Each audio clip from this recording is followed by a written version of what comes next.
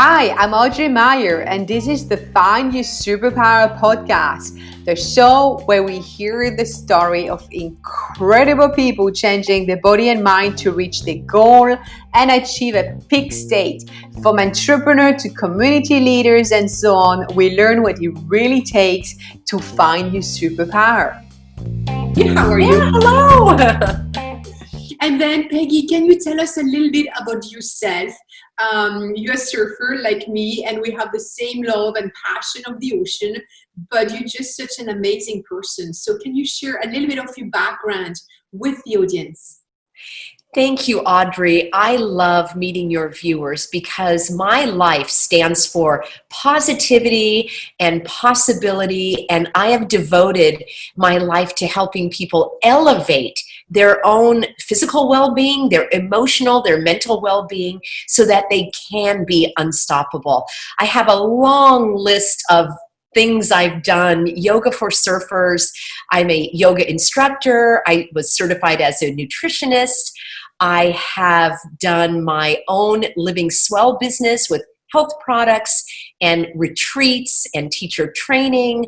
I have written hundreds of articles in national fitness magazines. I was on television and the radio for several years with many hundreds of appearances speaking to people about health and well-being.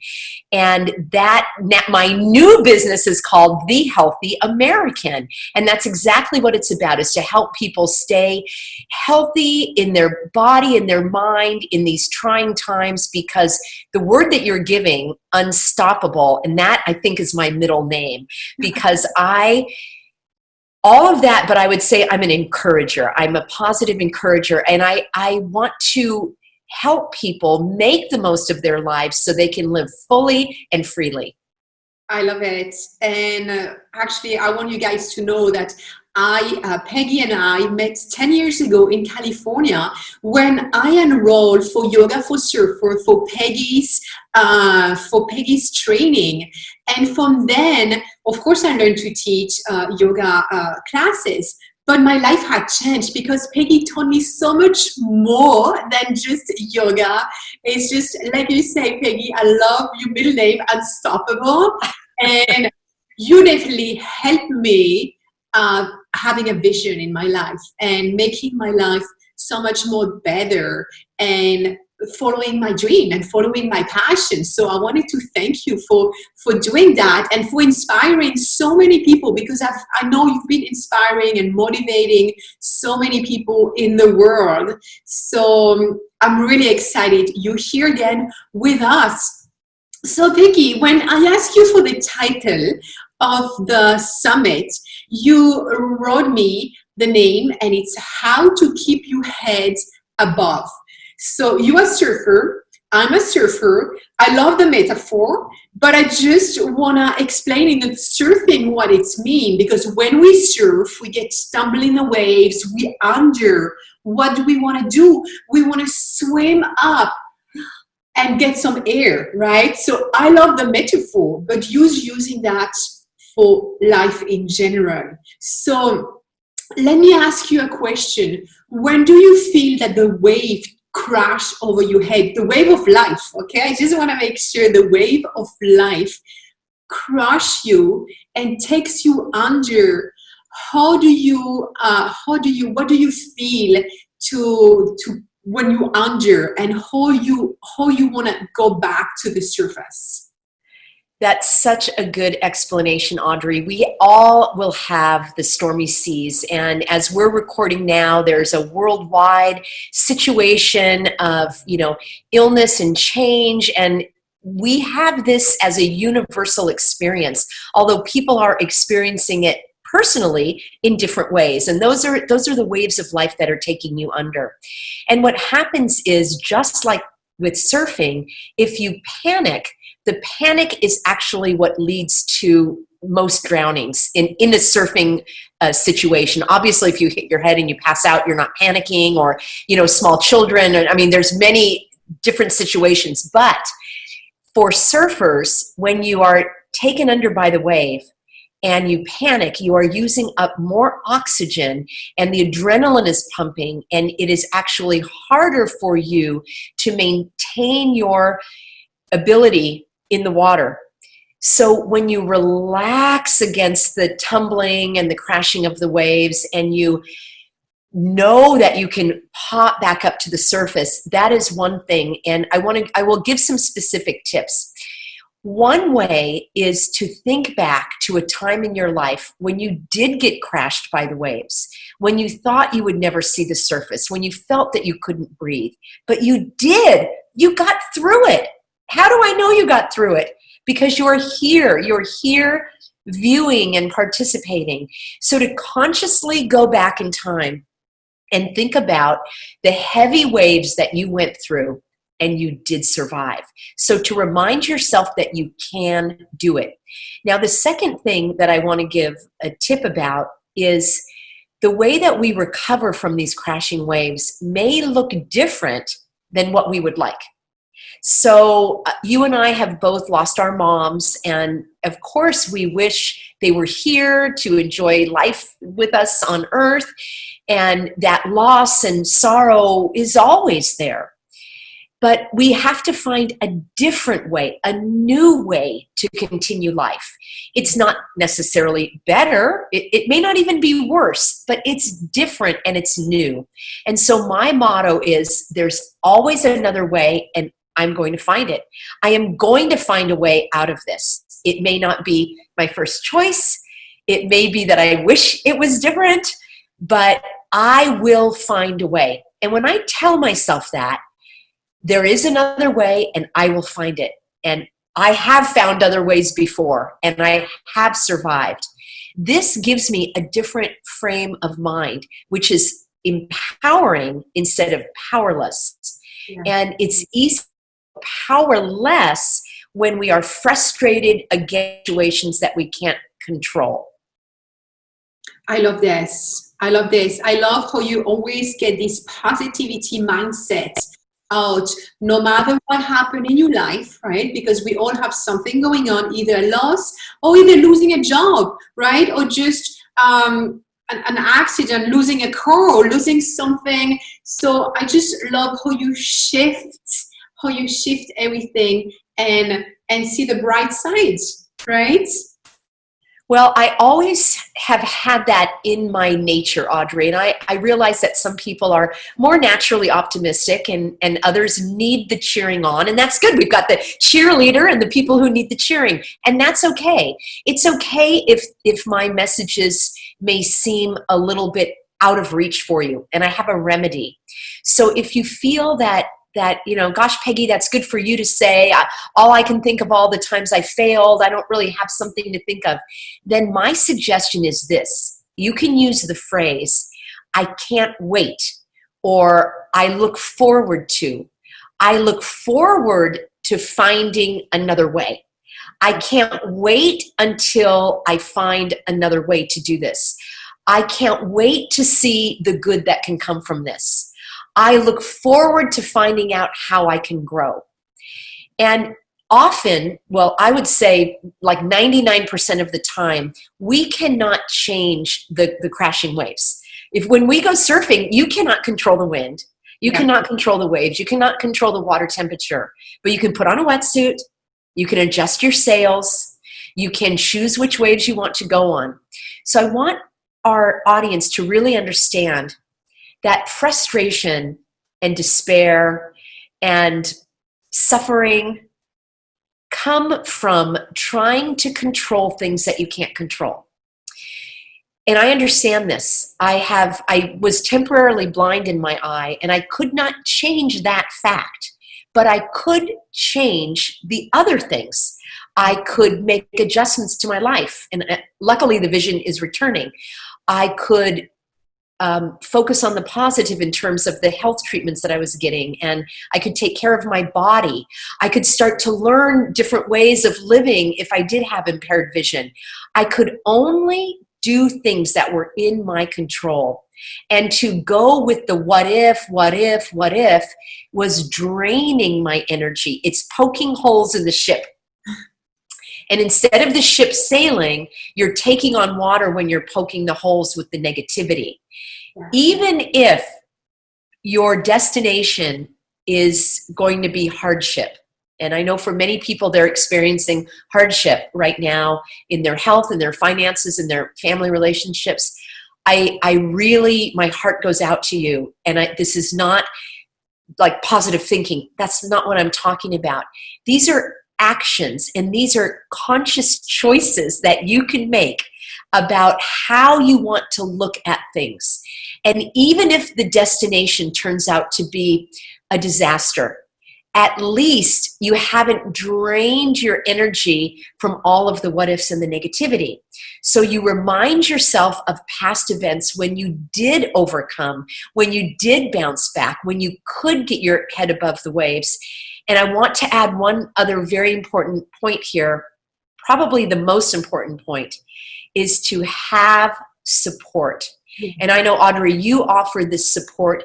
Friends, you need to have an individual outside of your family, because your family's too close. They love you. They want you to feel better. They don't really want to they don't really want to help you through the trials. They just want you to get over them. And when you have a coach that will be with you without judgment, without, friends and family, we already have relationships with them that are established.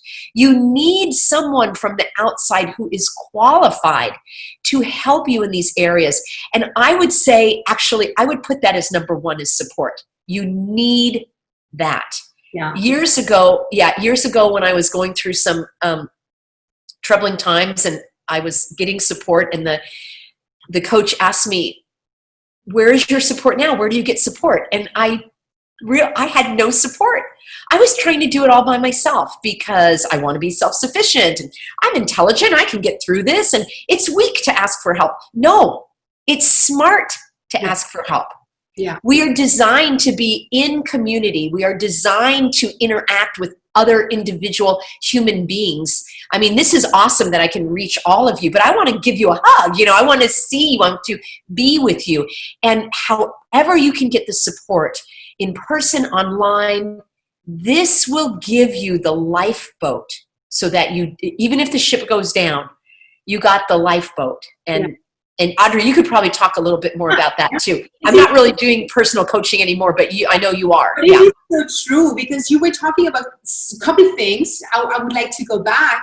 And yes, your family loves you, but they are not your best in supporting your action, because they always want you not to get hurt, so not to take risk, not to try something new, because they want to protect you, because they love you, right? So trying something new would be scary, versus having like someone who is pushing you, either a coach or a trainer. I'm a personal trainer in fitness, but I have someone training me because I want someone who kick my ass, right?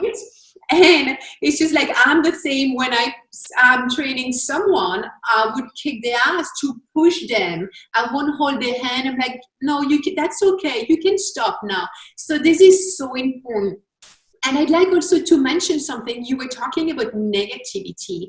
So it's very important also to surround yourself with the right person, right? So your family are the right person to love you, but they are not the right person to coach you. So this is so important to make a difference. So my question, Peggy, to you, how do you deal with people who could be difficult, and where you expect those people to have a support?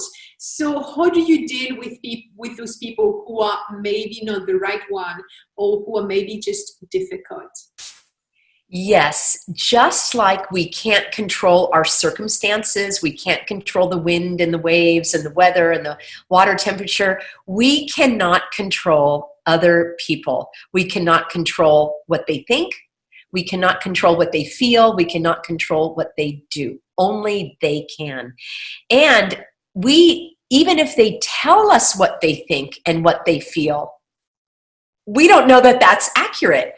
It's difficult to express your feelings. It's difficult to put into words how you're feeling. So I have a couple pieces of advice. And first of all is to just acknowledge that they, as difficult as they may be, they have the right to their feelings and their emotions and their actions just like you do. But they also have the consequences of their feelings, thoughts, and actions just as you do. So if someone is being very difficult with you and they choose to do so, one of the consequences might be that you don't engage in the conversation. And I would recommend that you have these conversations earlier. I want to offer a couple of very specific tips. Number one is difficult people have unexpressed pain. There is something in them that they never were able to fully release. It might have been a trauma. It might have been a loss. It might have been a wrongdoing. There is some type of hurt or bitterness or unresolved wound that has not healed.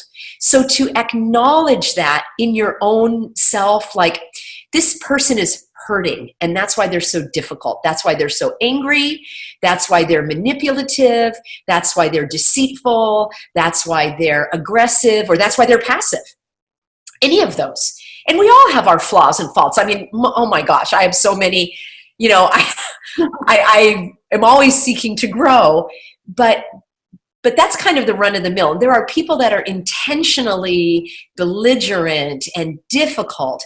And so in your own self, to acknowledge that is a hurting person, and the only way they know is to try to hurt someone else. Yeah. And sadly, our society has contributed to this because there is this notion of, unconditional forgiveness, which is fine, except that removes the responsibility of the wrongdoer. So if there was a child that was abused by a parent, or a wife that was cheated on by the husband, and all of the books and the religious teachings say, forgive and forget, you're just harming yourself. That's all true. And those are your choices to make. But the fact is, wrongdoing occurred. And I think I have a whole nother topic about spiritual forgiveness, because it's been, what I have noticed is that the people that feel that they have already forgiven everyone, sometimes they're the ones that are the most difficult, because they still feel that there was an injustice done to them. So for us, we need to acknowledge that their wound and their difficulty may have nothing whatsoever to do with us or our actions. The second thing I would recommend is to hear the person out, and you use phrases such as, well, tell me more. I'd like to hear your perspective. That's an interesting view. I can hear what you're saying. What else? What else? What else? Often the difficult people do not feel they have been heard because they're so difficult, and people push them away. Yeah. And once you actually allow them to share what's on their mind, you would be amazed, you would be astonished at how those levels of intensity decrease, because they've been heard. And just because you hear them doesn't mean you're agreeing with them. By saying, I understand your point. Thank you for sharing that perspective. I hadn't considered it before. I hear what you're saying. This is so important for everyone, difficult or not. Then the third thing, so you acknowledge that their hurts mainly have nothing to do with you. Second, you really give them a chance to open up, just hear what they have to say. Often they'll come around just by hearing what they're saying. They're like, oh, this doesn't sound good. And then the third thing is you lovingly let them know that you have boundaries. And, I had this with my mom where, we really enjoyed doing things together, but I was very busy and I was working. And so I let her know that, I can do this on Saturday, but I can't do it on Sunday, and I can't do it every day of the week. in the old days, I was just trying to do, and I did this for everybody as a people pleaser. I would do whatever people wanted.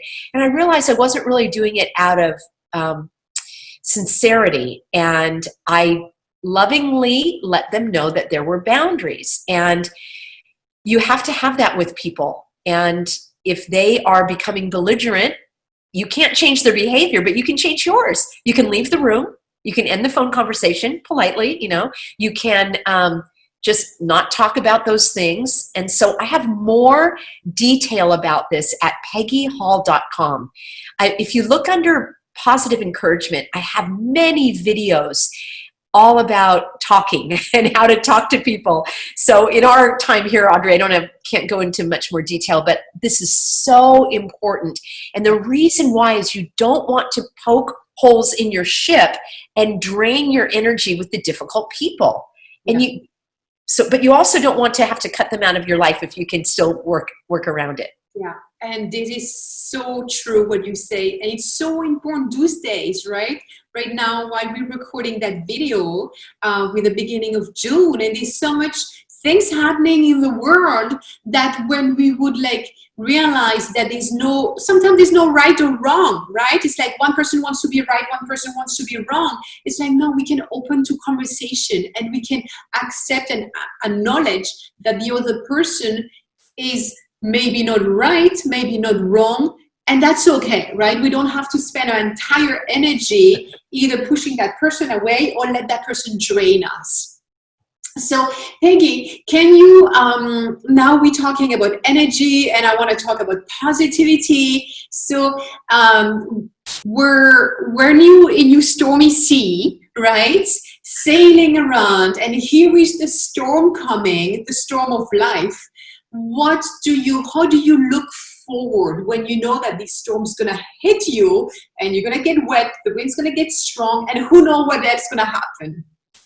Well, Audrey, I love that phrase, look forward. And in my life, what has helped me keep my head above the waves is to have something to look forward to.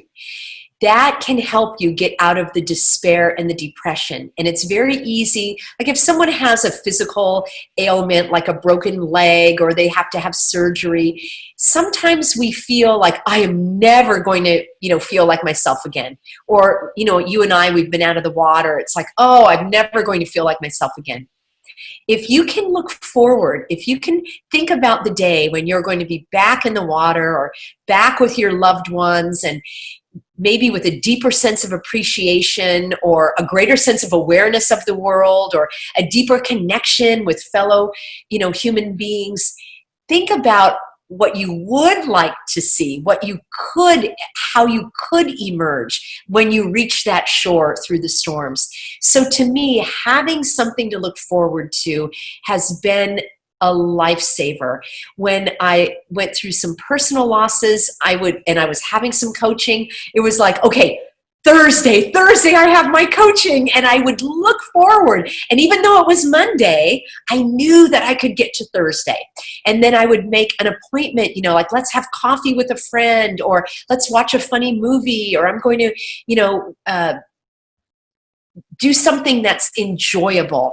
And again, going back to my very first comment, there's always another way. I'm also a college instructor, and all my classes had to go online. Do I prefer that? No. Can I make it work? Yes. There's always another way, and I'm going to find it. So have something to look forward to. Establish. You take the action. Don't wait for somebody to call you or plan something. You do this. You will be amazed at the energy that you get from taking positive action. And I want to also acknowledge that I am not minimizing any of the hardships, because they are real. I'm experiencing them. Millions are. But we can also have that lift, because the psychological despair can be worse, as I say, than even physical pain or financial pain or relationship pain, because that is like destroying your boat, destroying your ship. And you need to keep all of your mental and your physical and emotional strong so that you can endure. And I would also say, Audrey, I just have to really make this point. Please, friends, don't go through it alone. In these times, I've lived in my neighborhood for 20 years. And even like last week, I was meeting new friends in the neighborhood, and we were just being more neighborly and caring for each other. That's the good that can come from these things. So you look for those ways of resilience and bouncing back and looking forward and getting support. Yeah. Support is essential. It is what will help you. It is an investment in you. You will be amazed at how just a few sessions can get you going in the right direction. It's smart people get support. Yeah. I used to think it was the opposite, that weak people. Yeah. Smart people get support. Smart people learn more. Smart people ask for help. And smart people are you guys. So please take advantage of these opportunities. I know you're going to be meeting lots of guests and so forth. Unfortunately, I cannot take on any more clients, but I've got my free information. And Audrey, I know you're an amazing coach. And you deserve it, my friends. You deserve it. This is essential for you to take care of you. Yeah, this is so important. And here I have a little story from 10 years ago. I was competing on the kiteboarding World Cup and doing a trick. I hurt myself. I tore my ACL, my crossed ligament. So I don't know if you know a lot about what's going on when you hurt yourself, but you need to have surgery and stay out of the water for 6 months. When you're a professional athlete, you have to compete, you have sponsor, you have expectation. So here I am in my shower crying, not because of the pain, because of what's going to happen. So story short, I'm like, oh my gosh, but I have 6 months out of the water. What I'm going to learn during the 6 months. So I was making a plan. I'm like, all right, you're going to learn that. You're going to take some online class. You cannot go in the water. You're going to start to do visualization because in 6 months, I want to compete again. So I learned all those process, those mental visualization, which I would have never done, right? If I wouldn't have been injured.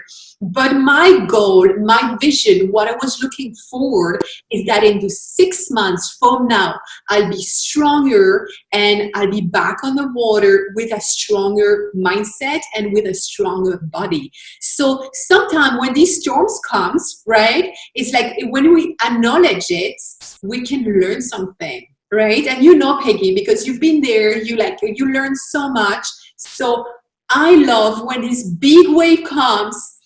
And if I get tumbled, I'm like, what I'm going to learn from, what I'm going to look forward during my next training, maybe not to be crashed again by that same big wave. So I just love what you said, Peggy. Oh, great, Audrey. Fantastic. We're of the like minds. Peggy,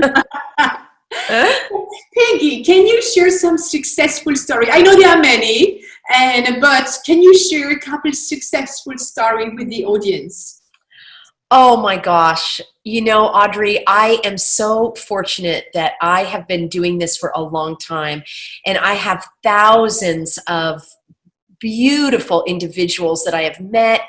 They have learned from me. I have learned from them. And that is the beauty also of being in a position to be an encourager and a motivator and a coach. And I want to go to one in particular, which was some time ago when I used to do a lot on detoxing and that kind of stuff, which again, it's all at Peggy Hall, so you can find that if you're interested. I'm just not actively doing those retreats right now. One woman had such a negative attitude when she got my program, and she emailed me back saying, oh, you can't expect me to eat this, and that's going to be really expensive to buy all this organic food. And I thought, wow, she's really needs to detox her emotions, not just the body. So about a week later, she emailed and said, well, I've lost 5-7 pounds, but I'm really sick of that lentil soup you recommended. It's like still positive, but also negative. Then at the end of the month, and it was only like a 5-day detox. She just kept doing it. And at the end of the month, she emailed me, and her entire tone of her outlook and her energy was completely changed. And she said, oh, Peggy, I can't thank you enough. I have no cravings for any sugar, for any chocolate. I went to the chocolate fantasy, event where everything was chocolate buffet. And she said, I didn't even want it. I had to use no willpower. I didn't even want it. And I thank you so much. I've lost 20 pounds and I'm not going to stop. Now, you might think the most important thing of the story was that she lost the 20 pounds or she didn't eat the chocolate. I mean, those are very wonderful results. But the enduring result, the long living result, was that she changed her outlook from negative and critical to positive and grateful. And it's easy to get stuck in the negativity because it is a heavy energy. And what does heavy do? It draws you down, right? Like an anchor goes in the water. Yeah. But the boat is light. The boat is floating. The anchor is the negativity, and you can get stuck in the heaviness.